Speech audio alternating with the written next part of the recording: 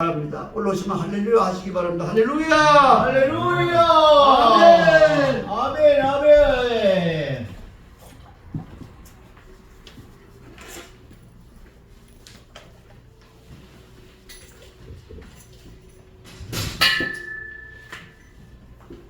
네, 대단히 반갑습니다. 아멘. 11월 마지막 주일부터 성탄 전야까지 한 달간을 대강절이라고 이름을 붙입니다. 기다릴 때 내질 강, 주님의 강림, 주님의 오심을 기다리는 절기라는 뜻이지요. 주여. 대강절기는 밤이 가장 긴 때입니다.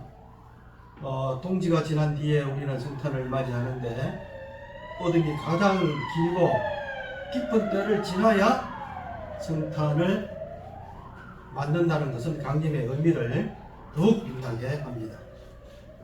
대신 대개 개신교회에서는 이 대강절기를 중요하게 생각하지 않습니다. 가톨릭적이다 해서 소홀히 하는데, 이 절기는 가톨릭 절기가 아니고 예수님을 믿는 모든 사람들의 절기라고 할 수가 있습니다. 요즘 성탄절은 대개 성탄절 이브하고 성탄절 이틀만 지켜지지요. 예전에는 성탄 이브는 그저 들떠서 밤늦게까지 지내다가 새벽송을 마치고 돌아오면은 막상 성탄절날은 그 피곤함 때문에 예배도 제대로 드리지 못하고 그냥 흘려 보내기 일쑤였습니다. 저는 모태신앙이기 때문에 이 성탄절에 대한 추억이 참 많이 있어요. 주여. 그래도 이제 그때는 추억으로라도 이렇게 남아 있는데, 요즘 거리에는 저작권 때문에 성탄 캐럴도 울리지 않고 성탄 트리도 보이지 않고 성탄 분위기가 전혀 나지 않습니다. 근데 요즘같이 어려운 시대에 성도들에게 대강절이야말로 꼭 필요한 절기일 것입니다. 주여. 로마 제국 황제들의 박해 때 성도들은 주님 오시기를 얼마나 기다렸습니까? 마라나타, 주여 오시옵소서. 아멘. 계시록 22장 20절에 내가 진실로 속히 오리라 하거늘 아멘, 주 예수여 오시옵소서. 아멘, 아멘. 네로 황제부터 시작된 박해가, 황제가 바뀌어도 끝이 없고 11대 황제 도미티안 황제 때는 박해가 절정에 이르렀습니다. 예수님은 도대체 오실 기미가 없는 가운데 영적 육적으로 피곤해졌고 순교가 일상이었습니다. 그때 주님이 오신다는 뉴스는 아주 빅 뉴스, 그야말로 굿 뉴스였습니다. 네. 얼마나 기뻤겠어요. 너무나 반가운 나머지 환호성을 질렀어요. 이야, 마라나타. 이 마라나타와 함께 아멘, 이 두 가지가 초대교회 성도들의 소망의 근거이자 인내의 원천이었습니다. 초대교회 성도들은 만날 때마다 마라나타, 헤어질 때마다 마라나타 이렇게 인사를 했습니다. 그런데 오늘은 어떻습니까? 다른 뉴스 보기 바빠서, 더구나 우리나라는 하도 뉴스가 많아서 이 굿 뉴스, 복된 뉴스를 들리지 않습니다. 이 마라나타 뭔데? 들리지가 않습니다. 그러나 우리 성도들은 적어도 1년에 한 달쯤은 우리에게 그 귀한 구원과 하늘나라의 소망을 갖다 주신 예수 그리스도에 대해서 깊이 생각하면서 또 우리의 영혼을 새롭게 하는 절기가 되어야 하겠습니다. 아멘. 그러면 예수님은 어떤 분인지 이사야서에 소개된 몇 가지를 통해서 은혜를 나눠보겠습니다. 첫째, 예수님은 우리의 평강의 왕이십니다. 아멘. 이사야 9장 6절에 한 아들을 우리에게 주셨는데 평강의 왕이라 할 것이라. 아기 예수 탄생 소식은 평안하지 않은 목자들에게 가장 먼저 전해졌습니다. 수많은 천군 천사가 나타나서 지극히 높은 곳에서는 하나님께 영광이요 땅에서는 하나님이 기뻐하신 사람들 중에 평화로다 하고 찬양했습니다. 이 찬양은 아기 예수의 탄생은 우리가 살아가는 이 세상에 하나님의 평강을 선포해 주시는 사역입니다. 아멘. 성 프란치스코가 순례길을 가다가 너무 지쳐서 우물가에 주저앉아 쉬고 있었습니다. 그런데 한 여인이 오더니만 물통에 물을 가득 기른 다음에 나뭇가지를 꺾어서 물통에다가 띄우자라는 것입니다. 그래서 프란체스코가 물었습니다. 왜 그러세요? 이 여인이 대답하기를 이렇게 하지 않으면 물이 요동쳐서 넘칩니다. 이 나뭇가지를 띄우면 물이 출렁이는 것을 막을 수가 있습니다. 여러분 물찌개 저 보셨죠? 어렸을 때 물찌개 많이 졌거든요. 잘못하면 막 이렇게 울렁거려가지고 넘쳐요. 이 말을 듣고 프란치스코는 땅바닥에 무릎을 꿇고 기도합니다. 주님이시여 내 마음에 나무 십자가를 띄워주십시오. 그렇지 않으면 내 마음에 이 풍랑을 잠재울 수 없나이다. 우리의 마음은 물결 치는 바다와 같습니다. 무슨 급한 일이나 좋은 일이 생기면 마음이 요동치지요. 우왕좌왕 불안합니다. 이런 우리에게 가장 필요한 것은 예수님이 주시는 평안입니다. 예수님의 십자가를 하루 앞둔 시점에 나의 평안을 너희에게 준다고 약속하셨습니다. 이 평안이란 말은 원어로 에이렌입니다. 에이렌에 전쟁이 없고 평안한 소극적인 의미가 아니고 평화, 축복, 조화, 구원, 건강, 정의 넓은 의미의 평안이 바로 에이렌입니다. 마태복음 10장 22절에 그 집에 들어가면 평안하기를 빌라. 우리가 이제 남의 집에 방문하면 기도를 하지요. 그럼 이제 그 집에 평안을 위해서 기도합니다. 그 기도는 어마어마한 축복 기도예요. 어마어마한 기름 발음인 거예요. 아셨죠? 그러니까 이제 이 평안하다는 말이 히브리어는 샬롬입니다. 샬롬. 아멘. 네, 샬롬인데 히브리 번역에는 한계 때문에 우리가 다 표현을 못하고 그저 샬롬 하면은 평안하고 이제 주요 뜻으로 이렇게 생각을 하는데 이 샬롬입니다. 샬롬이 어떤 뜻까지 있느냐 하면은 모든 빚, 모든 부채의 합을 지불하는 것까지 포함을 합니다. 그러니까 이 평안이란 말이 샬롬이란 말이 이보다 더 세상에 말이 없잖아요. 그러니까 우리가 이제 카톡을 보내고 메시지를 보낼 때 먼저 샬롬하고 전화말을 전하면 은혜가 되겠죠. 아멘. 네, 요한복음 14장 27절에 보면 이 평안은 세상에 주는 것 같지 아니하고 너희는 마음에 근심도 말고 두려워하지도 말라. 복음서가 되어 있죠. 평안을 너에게 주노라. 세상에 줄 수 없는. 우리 그 예배 시작 전에 불러봤죠. 불안하고 흔들리는 세상 중에 오직 예수님만이 우리의 참된 평안입니다. 두 번째로 예수님은 우리의 희망입니다. 희망이란 무엇입니까? 불행이라는 터널을 지나서 터널 끝에 비치는 빛과 같습니다.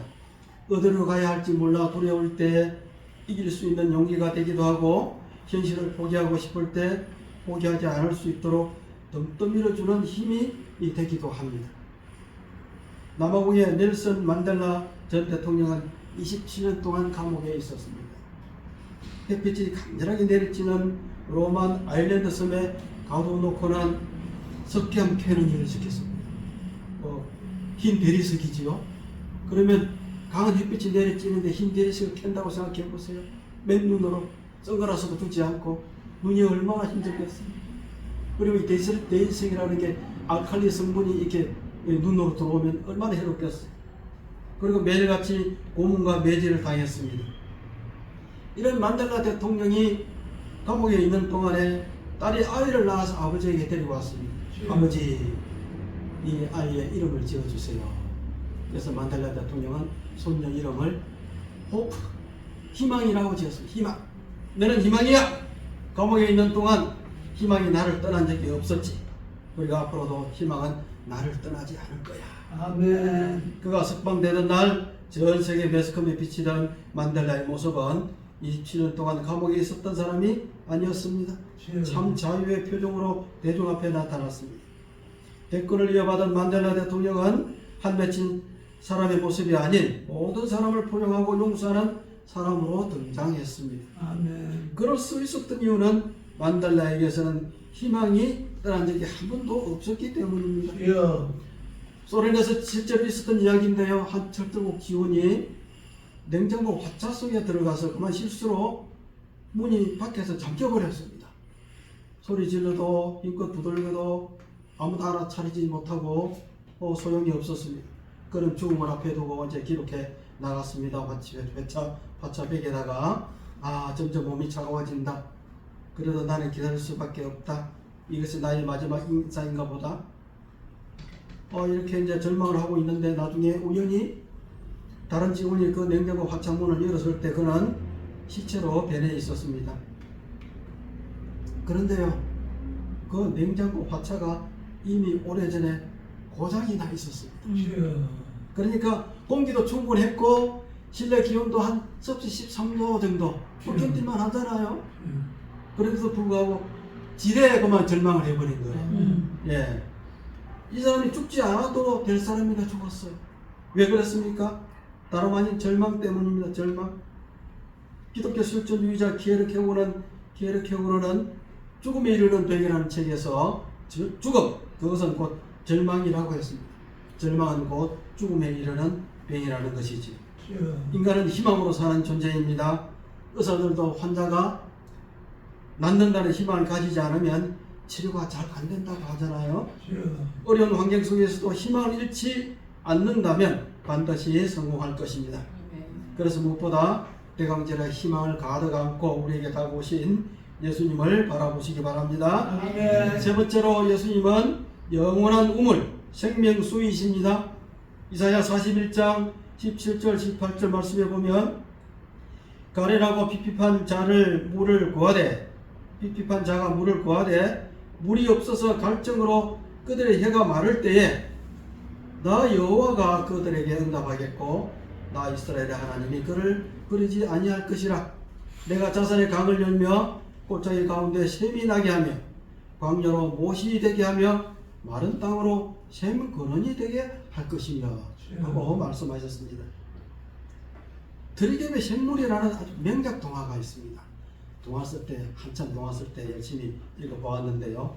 미국의 한 시골 초원 한쪽에 작은 숲 가운데 샘이 하나 있었습니다. 그 100년 전쯤에서 터그라는 가족이 그 숲을 지나다가 우연히 샘물을 마시게 됩니다. 가족 전부 다. 그런데 이 마법의 샘물이에요. 이 샘물을 마신 후에는 총을 맞아도 안 죽고 마흔이 돼도 늙지 않고 아들이 104살인데도 17세에 머물러 있는 거예요. 그래서 터거 가족은 사람들 눈에 띄지 않기 위해서 여기저기 떠돌아 다니며 삽니다. 터거 가족은 영원히 살아야 하는 어려움과 실험을 합니다. 이 샘물을 신천지 사람들 먹으면 좋겠네요. 그러다 샘물이 있던 곳에 그 숲의 주인의 딸인 위니 포스터를 만나게 되고 그들의 비밀을 다 말해줍니다. 위니 포스터는 터거 가족과 함께 합류할지 아니면 평범하게 살지 마음이 심란합니다. 자, 여러분, 한번 먹으면 영원히 죽지 않는 샘물이 있다. 어떻게 하시겠어요? 영원히 한번 살아보자. 나 신천지다. 아이고, 나 평범하게 살래. 마음이 심란하겠죠. 그 물을 만난다면. 이렇게 이 동화는 그들이 영원한 삶을 살면서 겪는 문제에 동참하면서 또 끊임없는 갈등을 함께 겪는다는 이야기입니다. 이 동화는 한번 마시면 영원히 죽지 않는 샘물을 소재로 삶과 죽음을 주제로 다루고 있지만, 그런데 아이러니하게도 이 세상에서 인간으로서의 고통과 함께 영원히 사는 것이 얼마나 힘든 일인가 하는 것을 말해줍니다. 여러분이 잘 아시는 갈리버 여행기라는 소설이 있지요. 그 소설에 보면은 노인들이 영원히 죽지 않아요. 나이만 자꾸 들어가고 생산 활동을 안 하고 소비만 하니까 젊은이들이 얼마나 냉소적으로 대합니까? 온갖 눈치코치 다 줍니다. 정오의 눈총 사격을 가합니다. 하나님 밖에서의 영혼이란 이렇게 고통만 가중시킬 뿐입니다. 하나님만이 아니고 하나님만 새하늘과 새 땅에서는 우리가 영혼이란 고통 없이 영원히 살 수 있지만 하나님 밖에서의 영혼이란 고통만 가중시킬 뿐이다 이 말입니다. 우리 그리스도인들은 영원히 목마르지 않는 셈을 알고 있고 소유하고 있습니다. 요한복음 4장 14절에 내가 주는 물을 마시는 자는 영원히 목마르지 아니하리니 내가 주는 물은 그 속에서 영원하도록 솟아나는 샘물이 되리라고 하셨습니다. 예수님을 소유한 사람은 영원히 목마르지 않는 이 물질을 가지고 있습니다. 이 물을 가지고 있습니다. 네 번째로 예수님은 임마누엘이십니다. 이사야 7장 14절 오늘 본문이지요. 보라 처녀가 잉태하여 아들을 낳을 것이요 그 이름을 임마누엘이라 하리라. 임마누엘의 뜻은 히브리어 임 함께 더하기 마누 우리와 더하기 엘 하나님 합해서 하나님이 우리와 영원히 함께 하신다. 그래서 대강절의 핵심 단어가 주제가 사사성어가 바로 임마누엘이라고 해야 하겠습니다. 아멘. 앞에서 말씀드린 모든 것들이 모두 임마누엘 단어 안에 포함이 된다 하겠습니다. 예수님이 이 땅에 오신 것은 어느 날 갑자기 이루어진 게 아닙니다. 이미 하나님은 아담이 에덴 동산에서 쫓겨날 때부터 계획을 가지고 계셨고 임마누엘 예수님 탄생을 이사야 선지자를 통해서 다시 예언해 주셨습니다. 육신을 입고 이 땅에 오신 임마누엘 예수님은 구원자로 우리 곁에 오셨습니다. 요한복음 3장 17절입니다. 하나님이 그 아들을 세상에 보내신 것은 세상을 심판하려 하심이 아니요 그로 말미암아 세상이 구원을 받게 하려 하시니라. 그러므로 누구든지 예수 그리스도를 구주로 믿고 고백하면 구원을 얻게 되는 것입니다. 아멘. 대강절은 초림의 예수님을 기억하고 재림의 예수님을 세상에 선포하는 것입니다. 크리스마스를 앞두고 흥청망청 마시고 보복 소비를 하며 즐기는 한국 사회를 향해서 구원의 메시지를 정확하게 선포해야 하겠습니다. 성경 속에서 가장 위대한 예언은 예수 그리스도의 탄생입니다. 예수 그리스도의 탄생은 많은 선지자를 통해서 예언됐는데 그것이 현실이 된 것은 오랜 시간이 지난 후였습니다. 700년이 지난 후였습니다. 이처럼 그리스도를 만나는데 가장 필요했던 건 기다림이었습니다. 대강절은 기다릴 대자를 써서 기다림을 뜻하는 용어지요. 안팎으로 절망의 어둠이 짙게 깔린 한 해의 끝자락에서 우리는 임마누엘로 오신 예수님을 기다려야 합니다. 이미 예수님은 오셨고 지금도 오고 계시고 장차 오실 것입니다. 성도님들 공항이나 터미널에서 기다려 보신 적 있으시죠? 아, 손자가 얼마나 컸을까? 오랜만에 만난 친구가 이름이 얼마나 변했을까? 우리는 설렘, 초조함, 반가운 마음으로 시간을 보내잖아요. 이처럼 손님을 역에서 기다리듯 약속된 메시아의 강림을 기다리며 다시 그 은혜가 우리 가운데 임하기를 사모하는 절기가 대강절입니다. 아멘. 그런데 무턱대고 기다리기만 하면 되겠습니까? 시간 늦지 않도록 예비하고 있어야 하겠죠. 우리는 순례자이기 때문입니다. 아모스 4장 12절에 이스라엘아 내 하나님 만나기를 예비하라. 여호수아 7장 3절에 너희는 스스로 성결케 하여 내일을 기다리라. 마가복음 13장 33절에 예수님은 깨어있으라 그때가 언제인지 알지 못함이라. 대강절을 겨울의 사순절이라 부르기도 합니다. 따라서 더 경건한 시간이 되어야 하고 믿음을 갈무리하며 자신을 깊이 성찰하며 깨어있는 계절이 되어야 하겠습니다. 그래서 그 어느 때보다도 아기 예수께 초점을 모으는 영적 집중력이 있어야 하겠습니다. 대강절기를 통해서 성도님들 각자의 마음속에 베들레헴 구유 하나 마련하시고 거기에 영광스러운 메시아를 모셔드리고 다시 오실 구세주를 향한 소망과 기다림을 충만하게 가득 채우시기를 소망합니다. 아멘. 네, 기도하겠습니다. 임마누엘 주 예수 그리스도를 이 땅에 보내주신 하나님 감사합니다. 사는 날 동안 예수 그리스도의 오심을 담대하게 선포하며 살게 하옵소서. 아멘. 예수님 이름으로 기도합니다. 아멘.